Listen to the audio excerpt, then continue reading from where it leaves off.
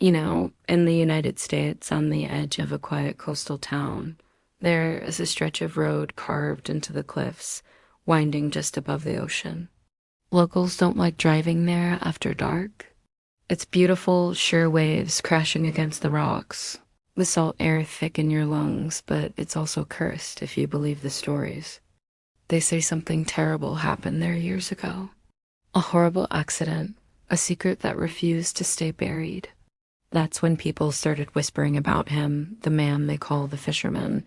It was a foggy summer night.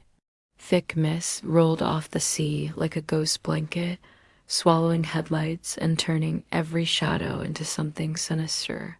Four teenagers, fresh out of high school, were driving too fast, music too loud, laughter bubbling just beneath the surface of fear.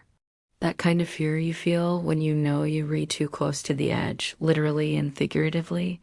Then it happened. Out of nowhere, a figure stepped into the road. A shadow in the headlights.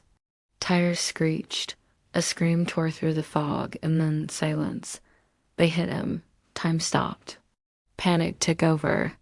They jumped out of the car, hearts pounding in their ears. A man was lying on the road, twisted and bloody.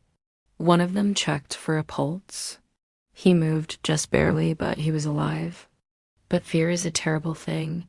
What if he died anyway? What if the cops thought they were drinking? What if their futures were over? So they made a decision. They wrapped the man's body in a tarp, loaded him into the trunk, and drove silent, cold, and sick to the old dock just outside of town. They dragged him to the edge, avoiding each other's eyes. One of them cried. Another threw up, but all of them pushed. And the ocean swallowed him whole. They made a pact. No one ever speaks of this night again. For a while it worked. They tried to move on. Some went to college. Some stayed behind. They laughed again, dated, worked summer jobs. But every time they looked at the ocean, something inside them twisted. Guilt has a way of poisoning even the best moments. Then came the messages. Exactly 1 year later, each of them received the same note. I know what you did last summer. No return address, no explanation. Just 7 chilling words that ripped the air from their lungs. At first, they thought it was a prank. Maybe one of them had cracked and sent it as a twisted joke. But then the sightings began. A figure in a long, wet coat, standing in the rain at the edge of a parking lot. A glint of metal sharp, curved just under a streetlight, scratches carved into car doors like claw marks. Muddy boot prints outside bedroom windows.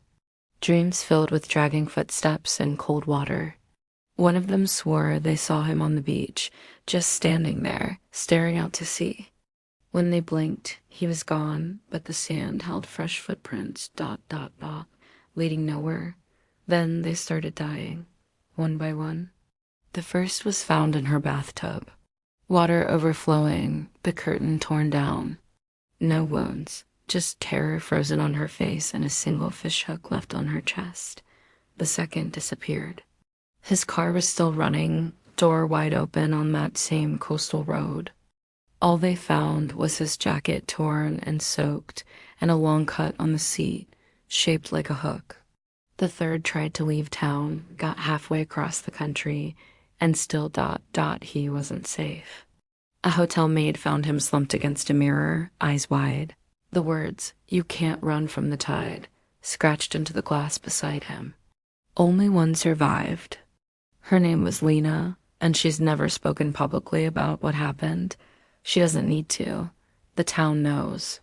Every summer, like clockwork, she vanishes for a few days, goes off the grid, shuts her blinds, sleeps with the lights on.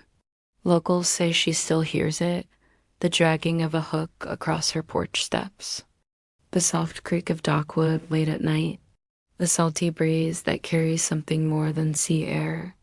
And every year, someone new sees something they can't explain. A shadow near the cliffs, a coat hanging from a tree branch, scratches in the sand. Some say it's just a ghost story meant to keep teens from driving recklessly or sneaking off at night. But the truth? Some secrets don't stay buried. And some men don't drown.